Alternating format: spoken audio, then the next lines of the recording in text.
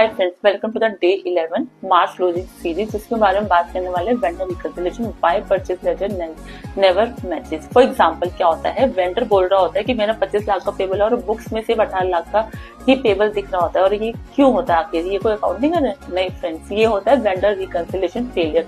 Audit time पे ये biggest surprise बन जाता है। और आखिर ऐसा होता क्या है, होता क्यों है? मोस्टली कंपनीज ना परचेज रिकॉर्ड कर लेती है इनवॉइसेस बेसिस पर, but vendor ledger regularly reconcile नहीं करती। अकॉर्डिंग रिजल्ट क्या होता है, ईयर एंड पे ना बैलेंस मिसमैच दिखता है, जीएसटी डिफरेंसेस दिखता है, अनएक्सपेक्टेड लायबिलिटीज दिख रही होती है।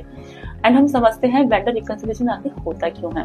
होता आखिर क्या है, company purchase laser versus supplier statement match करना ही वेंडर रिकंसिलिएशन होता है। और मिसमैच यूजुअली इसलिए होता है क्योंकि गुड हमारा रिसीव हो चुका होता है बट इनवॉइसेस पेंडिंग होते हैं, डेबिट नोट हमने रिकॉर्ड नहीं किए होते, पेमेंट एंट्रीज मिसिंग होती है, टीडीएस एडजस्टमेंट मिसमैच होती है, जीएसटी आईटीसी टाइमिंग डिफरेंस होता है। और ये डिफरेंसेस ना साइलेंटली कैरी फॉरवर्ड होते रहते हैं। सो फ्रेंड्स, अगर हम बात करते हैं रियल रिस्क के बारे में, ईयर एंड पे इसका क्या इफेक्ट होता है। पहला, एक्सपेंसेस अंडरस्टेटेड या फिर ओवरस्टेटेड होते हैं, लायबिलिटी रॉन्ग शो हो रही होती है, जीएसटी रिकंसिलिएशन इश्यूज रहता है, ऑडिट क्वालिफिकेशन रिस्क हो जाता है। यस, परचेज का करेक्ट होना इनफ नहीं होता फ्रेंड्स, लायबिलिटी भी करेक्ट होनी चाहिए बुक्स में, राइट।